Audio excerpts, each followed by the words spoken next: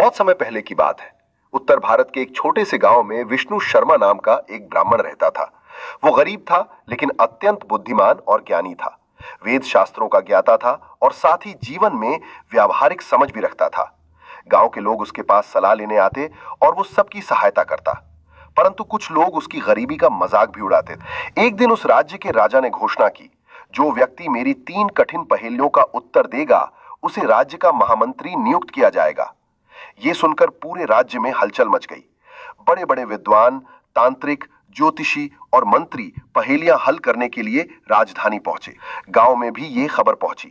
ब्राह्मण विष्णु शर्मा ये सुनते ही मुस्कुराया और बोला, इन पहेलियों में जरूर कोई जीवन का रहस्य छुपा होगा। मुझे अवश्य प्रयास करना चाहिए। गांव वालों ने कहा, पंडित जी, आप तो गरीब हैं, क्या राजा के दरबार में आपको कोई जगह मिलेगी? पंडित जी ने शांत भाव से उत्तर दिया, ज्ञान और गरीबी का कोई संबंध नहीं। जब मन साफ हो और बुद्धि जागरूक, तो इंसान कुछ भी कर सकता है। पंडित विष्णु राजा के दरबार में पहुंचा। वहां कई लोग पहले ही असफर हो चुके थे। राजा ने पंडित जी को देखा और पूछा, आपका नाम? महाराज, मैं विष्णु शर्मा हूं, एक साधारण ब्राह्मण, उन्होंने झुककर कहा। राजा बोले, तैयार हो? ये 3 पहेलियां हैं, उत्तर गलत हुआ तो दंड मिलेगा।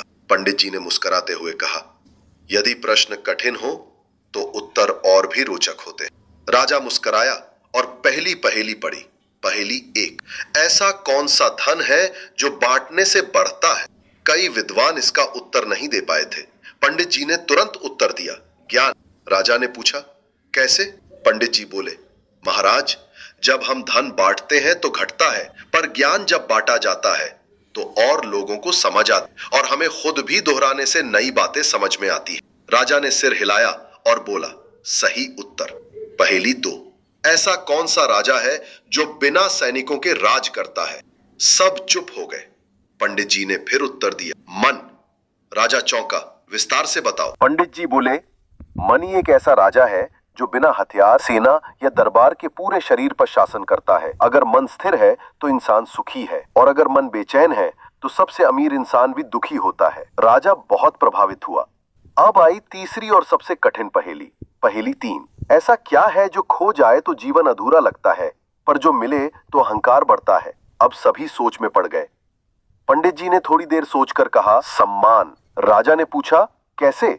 ब्राह्मण बोला, महाराज, जब इंसान का सम्मान चला जाता है तो वो टूट जाता है, परंतु जब उसे बहुत सम्मान मिलने लगता है तो कई बार वो घमंडी बन जाता है।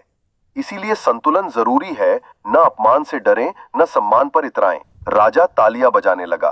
पूरा दरबार पंडित विष्णु की बुद्धिमत्ता से चकित था। राजा ने खड़े होकर कहा, विष्णु शर्मा, तुम्हारी बुद्धिमत्ता, सरल भाषा और गहरी समझ ने सबको चकित कर दिया है। आज से तुम हमारे राज्य के महामंत्री घोषित किए जाते हो। पंडित जी ने विनम्रता से कहा, महाराज, मैं धन या पद के लिए नहीं आया।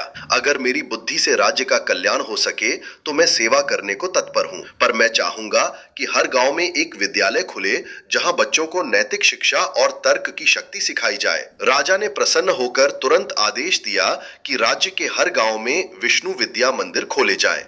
पंडित जी गांव लौटे तो वही लोग जो उन्हें गरीब कहकर हंसते थे, अब उनके चरणों में झुक गए। परंतु विष्णु शर्मा ने सबसे कहा, बुद्धि का संबंध जाति, धन या पद से नहीं है, ये तो साधना और सत्कार्य से विकसित होती है।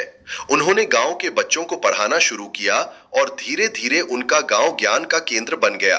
विष्णु शर्मा बाद में पंचतंत्र की कहानियां लिखने लगे, जिनसे बच्चों को नैतिकता, नीति, चतुराई और व्यवहारिक जीवन जीने की सीख मिले।